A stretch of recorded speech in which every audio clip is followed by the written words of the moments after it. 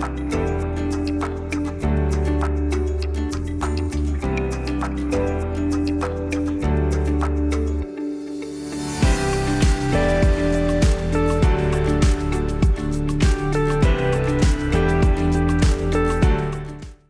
I'm Joe Hamilton, and you're watching My Mayor exclusively on St. Pete Catalyst. With our new series, My Mayor, we're spending some quality time one-on-one with each of the candidates to get to know the person behind the policy. We'll record every other Wednesday and then release it the next day on Thursday. Our format will be to spend a few minutes catching up with the candidate on how the campaign's going, and then ask the same one question to each candidate with giving them ample time to answer in depth. Our goal is, as you spend the coming weeks getting to know these candidates through these deeper answers, that you'll be able to make the right decision for you as to who should be our next leader.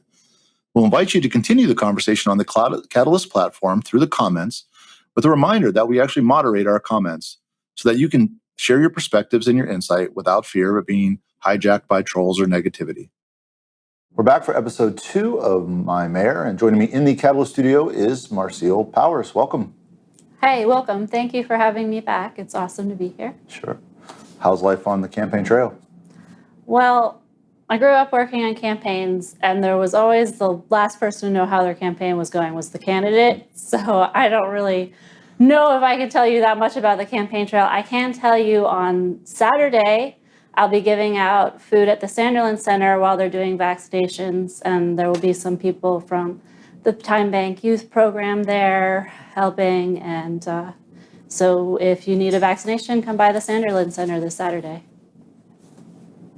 Great. So our question to get to know you is through the people who influence you. So we're looking for 3 people who influence you, one in your current and immediate life, one around the world that's living that you may or may not even have met, and then somebody from history. So we'll start with someone in your immediate circle. Well, this is an overarching question for me because last week my brother's body was found in Everett, Washington. So he's the most immediate on my mind because it was so tragic how he died and how he lived. He had mental health issues, and it was very hard not to be able to talk to him the past couple of years of his life. So I wanted to, say if anyone has mental health issues and they're separated from their family right now, to, call your family and reach out, because we can't be stronger together if we're not together. So, and we also have a great not-for-profit here called You Good, and they offer mental health services for anyone who may need them or is in a crisis. I'm really sorry to hear about your brother, and I can tell that this is an important issue for you. You mentioned it in our last discussion. Can you talk a little bit more about how you'd like to influence mental health landscape, and how it's perceived or how it's supported if you were to be elected mayor?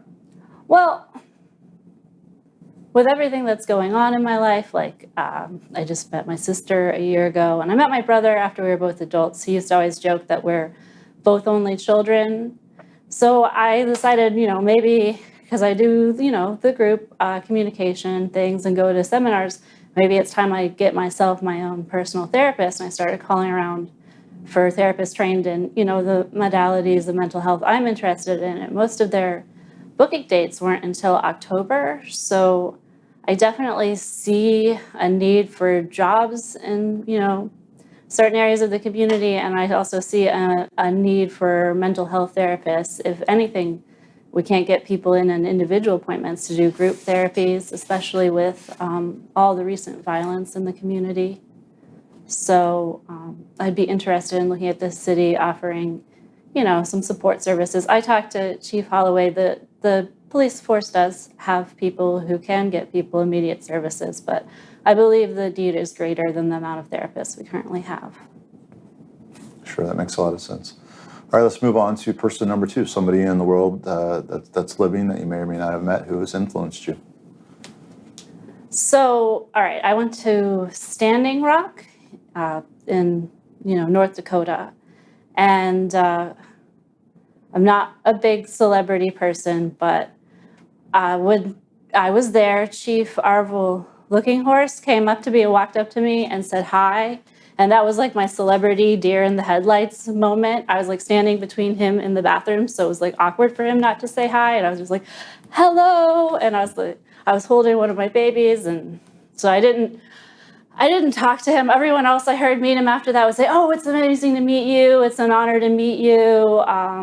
Because he's not only a chief of the Lakota people, but he's a holy man. He holds the sacred peace pipe. So for as far as Native American beliefs, it's like meaning like similar to like a Dalai Lama or a Pope, So I am very much so influenced on the way he speaks about how we need to take care of the planet and how we need to work together for the well-being of all people. So that's probably my person that came to my mind as far as someone currently living.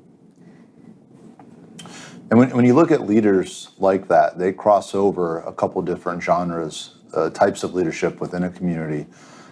If you were to transpose that sort of presence that he has onto the role of mayor in St. Petersburg, what are some of the similarities in what he brings as a leader that you might also like to bring as mayor?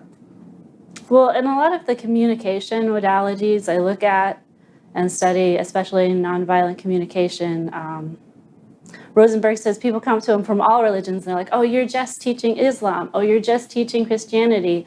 Oh, you're just teaching Buddhism, because it transcends all the religions on how we can be good to each other and how we can recognize what's really inside of us, what's really alive inside of us, what we really need, how our emotions are being driven.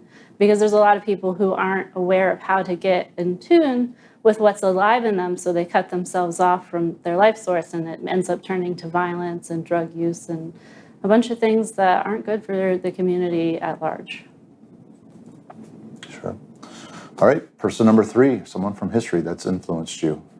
Well, I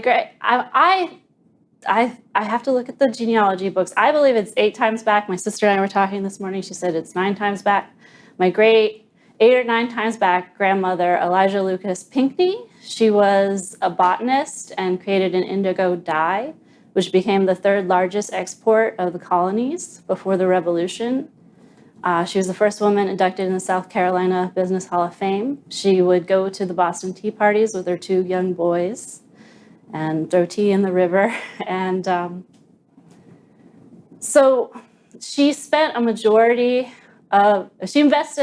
a majority of that fortune into the revolution, into buying the troops blankets and food, clothing them at her 3 farms. And so she actually went to Philadelphia and basically told the founding fathers off. She called them selfish, immature children, because she was putting all this money into the war effort and they weren't really backing it financially. So she's like our founding grandmother, and she's very much so affects me as how I am as a leader and how I see women in politics. And her son, Charles Pinckney, went on to sign the Constitution. Wow, that's a great story. So she was very passionate about the revolution and put her time and her fortune into it. Yes. George Washington was a pallbearer at her funeral, and they became close friends throughout their lifetimes. Wow, that's incredible. So what's your revolution? Well, I'd like to see a program. You know how we have Social Security if you get sick or you need disability. We have food stamps if you can't buy food. We have Medicaid if you can't afford insurance. I'd like to see some sort of aid for housing where we can keep people in their houses if they have a sudden loss of a job, because what I'm seeing from most resources that help people in homeless or homeless crisisness, keeping them in their home is cheaper altogether for the community as a whole. So I'd like to see some sort of housing insurance as a public act. That's a great topic. Affordable housing is a huge problem, and it may just take a revolution to fix it. So definitely a worthy subject. Thank you so much, Marcile Powers. Appreciate you being back in the studio, and we'll look forward to seeing you again in a couple weeks. All right. Well, thank you.